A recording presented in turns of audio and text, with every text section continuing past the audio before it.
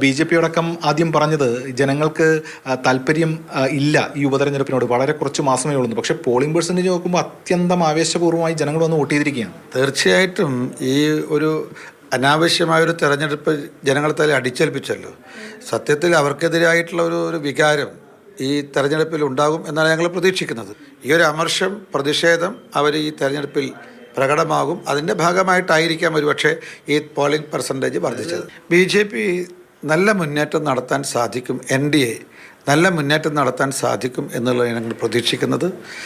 ഞങ്ങളൊരു പുതിയ വികസനത്തിൻ്റെ മുദ്രാവാക്യം, കൂടുതലായി കിട്ടുമെന്നുള്ളത് വികസനത്തിൻ്റെ മുദ്രാവാക്യം ഞങ്ങൾ അവതരിപ്പിച്ചത്.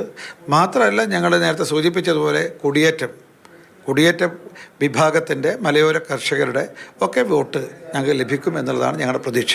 കണക്കെടുക്കുമ്പോൾ ഒരു പോസിറ്റീവ് ഇതാണ് റെസ്പോൺസാണ്. ഞങ്ങൾക്ക് വളരെ വളരെ വളരെ പോസിറ്റീവായിട്ടാണ് ഞങ്ങൾ ഈ തെരഞ്ഞെടുപ്പിനെ കാണുന്നത്. ജനങ്ങൾ ഞങ്ങളെ പിന്തുണക്കും എന്നുള്ളത് തന്നെയാണ് ഞങ്ങൾ ഇപ്പോഴത്തെ ഞങ്ങൾ പ്രതീക്ഷ. PK കൃഷ്ണദാസാണ് ചേരുന്നത്. ആ കണക്കെടുപ്പൊക്കെ നടത്തിയ ശേഷം, പ്രാഥമികമായ കണക്കെടുപ്പൊക്കെ നടത്തിയ ശേഷം അദ്ദേഹം പ്രതികരിക്കുകയായിരുന്നു. ക്യാമറമാൻ ബിനു പാവുമ്പയ്ക്കൊപ്പം എസ് രാഗിൻ, മാതൃഭൂമി ന്യൂസ്, നിലമ്പൂർ.